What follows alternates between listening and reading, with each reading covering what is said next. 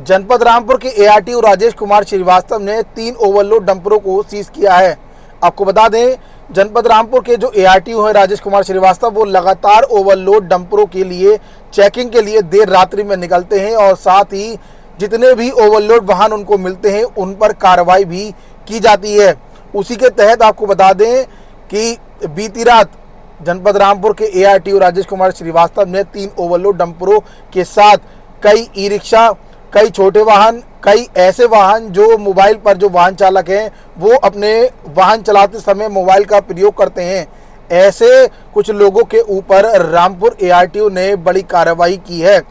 आपको बता दें कि 3 ओवरलोड डंपरों के साथ कई ऐसे विभिन्न छोटे से लेकर बड़े वाहनों पर राजेश कुमार श्रीवास्तव ने ये कार्रवाई की है और ये कार्रवाई बीते काफ़ी दिनों से, काफ़ी महीनों से ये कार्रवाई लगातार एआरटीओ की जारी है, जिसके तहत जितने भी ऐसे बड़े वाहन जो ओवरलोड से संचालित हो रहे हैं, ऐसे वाहनों पर देर रात्रि में जाकर एआरटीओ अपनी पूरी टीम के साथ जाते हैं और देर रात्रि में चेकिंग करने के दौरान इन बड़े वाहनों पर सघन कार्रवाई करते हैं, उन पर तुरंत चालान की प्रक्रिया करते हैं, सीज करने की कार्रवाई भी इसमें की जाती है। आपको बता दें कि लगातार बीते काफ़ी समय से ये लगातार कार्रवाई रामपुर एआरटीओ राजेश कुमार श्रीवास्तव की जारी है।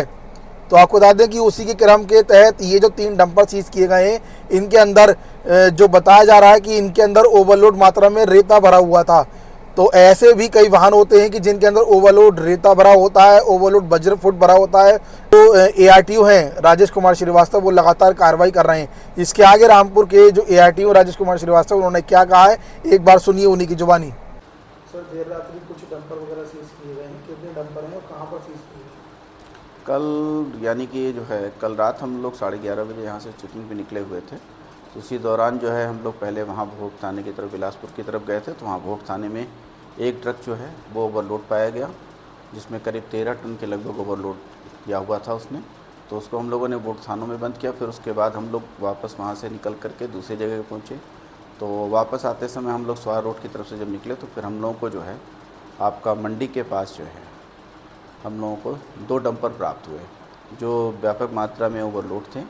उनके पास गाड़ी के सारे प्रपत्र तो पूर्ण थे, लेकिन उसमें एक जो यूपी 21 नंबर की गाड़ी थी उसमें टैक्स बकाया था अक्टूबर से, तथा उस पर जो है करीब 39 जो है टन का जो है यानी कि 39 टन का ओवरलोड था रेता।